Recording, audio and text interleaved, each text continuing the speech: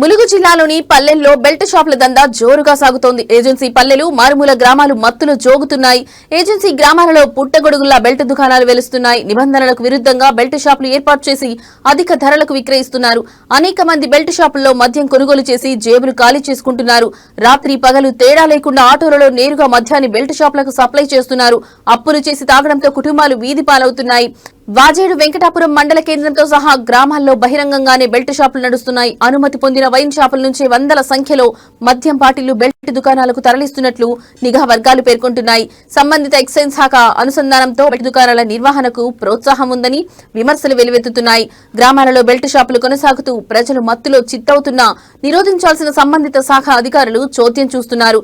ఓవైపు గుడుంబా మానేసిన వారికి ప్రభుత్వం స్వయం ఉపాధి మార్గాలతో జీవన ఉపాధి కల్పిస్తుంటే మరోవైపు బెల్ట్ షాపులు పల్లె ప్రజలను మత్తులో ముంచెత్తుతున్నాయి. వెంకటాపురం వాజేడు మండలంలోని వైన్ షాప్ నిర్వాహకులు బెల్ట్ షాపులకు మందు విక్రయించేందుకే అధిక ప్రయారిటీ ఇస్తున్నారు. పేరున్న బ్రాండ్లను క్వార్టర్ బాటిల్ పై 40 వరకు ఎక్కువ రేట్లకు బెల్ట్ షాపులకు పంపిస్తున్నారు. వైన్ షాపుకు వచ్చిన కస్టమర్లకు మాత్రం అడిగిన బ్రాండ్ లేదని, వారికి ఎక్కువ లాభం వచ్చే ఇతర బ్రాండ్లకు చెందిన సీసాలను అంటగడుతున్నారు.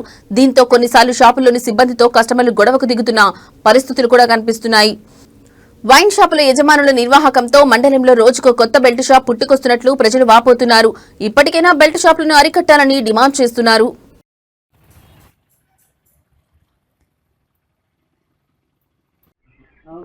అలాగే బండి కూడా లోపల పెట్టేసిండు. బండిని మనం మొత్తం లోపల పోయింది. నేను కూడా లోపల పోయినా. లోపల పోయి మంచిగా కూర్చున్నా ఒక రోజంతా.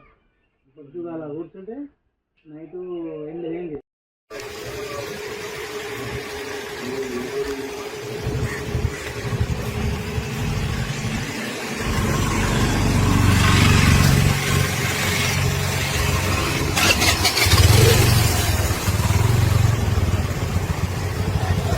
ఏం కానీ